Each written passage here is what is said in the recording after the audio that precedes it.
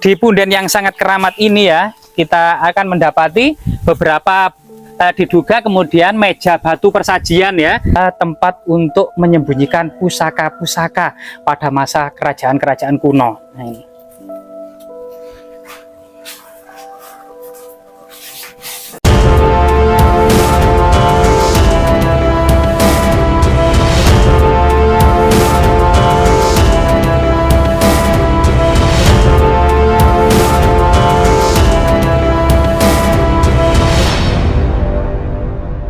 Pemirsa, kali ini kita berada di sebuah punden keramat yang ternyata punden keramat tersebut memiliki jejak-jejak yang sangat istimewa, baik dari segi artefaktual, ekofak maupun fitur. Dan tanda-tanda kekeramatan dan kemagisan sebuah punden tersebut adalah dinaungi dua pohon beringin raksasa ya, dan samping kiri dan samping kanan. Pohon beringin atau sebagian besar masyarakat Jawa kuno dalam beberapa sumber literasi dan prasastinya menyebut Bodhi Waringin, dan pohon Bodhi sendiri identik dengan kemudian pertapaan Pangeran Siddhartha Gautama mendapatkan wahyu atau bodhi di bawah pohon Bodhi, sehingga kemudian sebagian besar masyarakat Jawa kuno ada yang mengidentifikasi pohon Bodhi sebagai pohon Bodhi itu sendiri, termasuk pohon beringin juga diidentifikasi sebagai Waringin Bodhi. Jadi pohon dua beringin raksasa inilah yang kemudian menjadi sebuah penanda tentang kemagisan dan kesakralan orang yang dimakamkan di sini.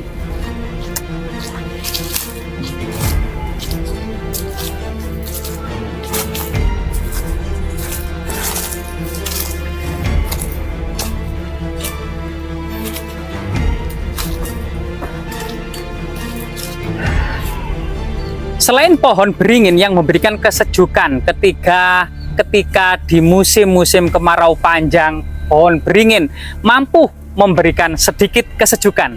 Begitu juga para penguasa kerajaan Majapahit senantiasa memberikan kesejukan kepada rakyatnya, sehingga banyak sekali kemudian jasa-jasa masyarakat yang kemudian diabadikan dalam sebuah prasasti maupun sebuah candi maupun sebuah bangunan suci atau sebuah tugu kemenangan yang disebut Jaya Stamba, yaitu tugu kemenangan.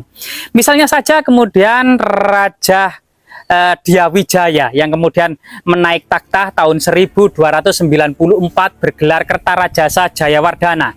Kemudian langsung di tahun itu pula mengeluarkan prasasti Kudadu yang memberikan kejayaan kepada masyarakat desa Kudadu yang telah berjasa menolong raja pada saat-saat kejaran pasukan Jayakatwang. Sehingga inilah kemudian seorang raja atau seorang pemimpin yang tidak melupakan jasa-jasa rakyat kecil. Ya, dengan angin yang sepoi-sepoi ini di sebuah punden yang sangat keramat ini, kita juga kemudian mengidentifikasi di area sekitar 200 meter atau 300 meter ternyata juga ditemukan lingga yoni, beberapa lingga, termasuk sebuah prasasti angka tahun ya, tahun 1259 masa Wisnuwardana dari Singosari, dan angka tahun yang kedua 1272 masa Kertanegara Singosari. Pentingnya kemudian lereng Gunung Welirang sebelah utara yang dekat dengan Pelabuhan Canggu dan Pelabuhan Hujung Galuh tentu memiliki makna yang potensial dalam segi pertahanan maupun dalam segi perdagangan, ekonomi, dan kemakmuran Singosari. Sehingga kemudian di punden yang sangat keramat ini ya, kita akan mendapati beberapa diduga kemudian meja batu persajian ya, rahayu, rahayu, rahayu.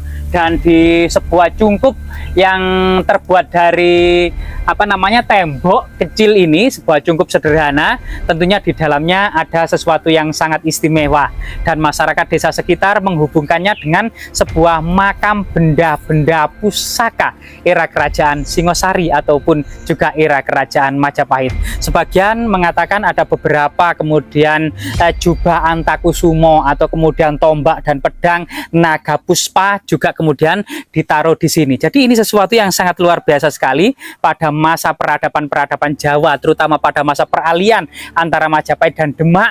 Ternyata banyak yang kemungkinan disembunyikan dalam sebuah makam, kemungkinan juga arca, kemungkinan juga prasasti, kemungkinan juga pusaka. Selain itu kemudian makam orang-orang yang dianggap suci. Coba kita masuk.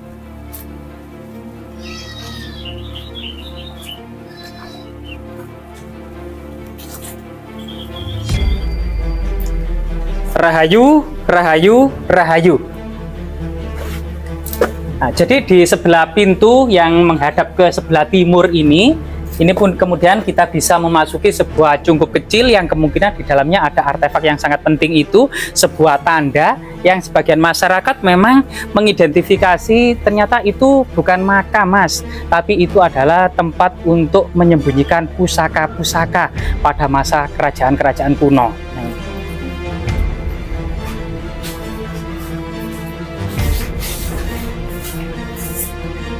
Rahayu, rahayu, rahayu. Mbah putudipun sowan.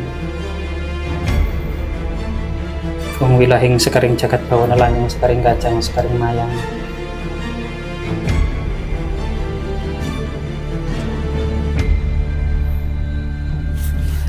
Jadi punden yang sangat keramat inilah masyarakat mengatakan ini adalah makam pusaka era kerajaan Singosari atau juga mungkin era kerajaan Majapahit ya. Beberapa pendapat dari warga masyarakat yang simpang siur juga, ada yang mengatakan sebenarnya ini adalah jubah Antakusumo atau mungkin pedang naga puspa yang dimakamkan. Namun secara artefaktual kita akan mendapati sebuah tugu kemenangan atau jaya stamba, sebuah artefak yang sangat arkais gitu ya. Mungkin saja ini semacam tugu kemenangan berbentuk antefik ini masa Empu Sindok atau masa Kahuripan atau masa Singosari itu sendiri atau masa kerajaan Majapahit. Ini adalah fragmen, kemungkinan di atas ini ada bagian yang menonjol atau eksterlok ya, yang kemudian biasanya berpasangan dengan bagian yang cekungan, interlock. Jadi pada masa lalu candi-candi atau kemudian rumah-rumah adalah semuanya sistemnya adalah interlock dan eksterlock,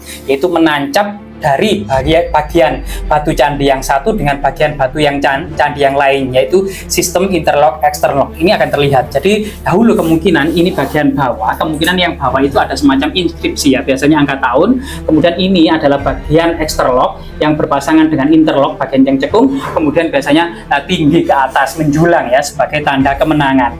Memang jika kita lihat dan kita menyambungkan pada narasi yang tadi bahwasanya 100 meter, 200 meter di area ini memang ada prasasti masa Singosari tahun 1259 Masehi, masa Wisnuwardana, dan angka tahun 1272 Masehi, masa Raja Kertanegara. Apa makna tahun ini dalam konteks kesejarahannya? Jika tahun 1259 merupakan beberapa tahun setelah penaklukan Mahibit, yaitu melawan Raja Linggahbuana atau Linggah Cahya atau Linggahpati, beberapa sumber literasi itu yang mengatakan dan di sini kemungkinan adalah semacam penancapan jaya stamba atau tugu kemenangan Singosari tersebut. Ini bisa jadi. Kemudian jika mengacu pada tahun 1272 Masehi ya, sebagaimana prasasti 100 meter dari lokasi ini, ternyata tahun ini bersamaan dengan pembangunan benteng Pelabuhan Canggu. Kemungkinan juga batu ini sebagai tanda kemenangan masyarakat sini bergotong royong untuk mensupport ya, baik itu pangan maupun tenaga ya, maupun lainnya untuk pembangunan benteng dan Pelabuhan Canggu. Yang saat ini ya, Pelabuhan Canggu itu adalah berada di tepi Sungai Berantas yang saat ini di Desa Canggu, Kecamatan Jetis, Kabupaten Mojokerto ya, Jawa Timur. Jadi ini sesuatu yang sangat luar biasa sekali karena memang Jombang dan Mojopahit dan Mojokerto saat ini termasuk Singosari memang memiliki satu kesatuan sejarah bahwasanya Majapahit itu adalah kelanjutan dari Singosari. Kalau toh kemudian masyarakat sini pernah berjasa membantu raja-raja Singosari, yang kemudian masyarakat sini kemudian menjadi kerajaan Majapahit, ini sesuatu yang sangat luar biasa sekali.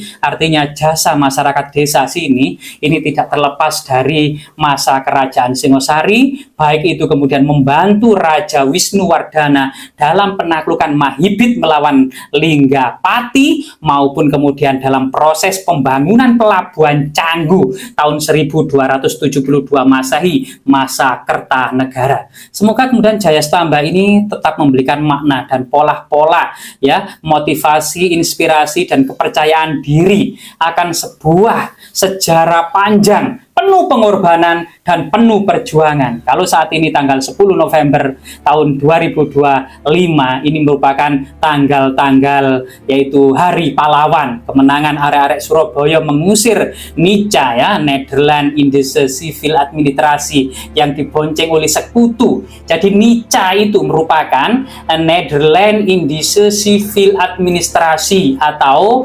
pemerintah kolonial Belanda di pengungsian yang ada di Brisbane. Ini kemudian bersama sekutu itu hendak mengambil alih atau merampas kembali Indonesia dari tangan Jepang atas kekalahan Jepang, karena sebelum Jepang ini merupakan milik kolonial Belanda. Tapi kemudian arek-arek Surabaya tidak terima Nica kembali dan kemudian diusir, dan tanggal 10 November merupakan pertempuran yang dahsyat sehingga kemudian tanggal 10 November juga diperingati sebagai Hari Pahlawan.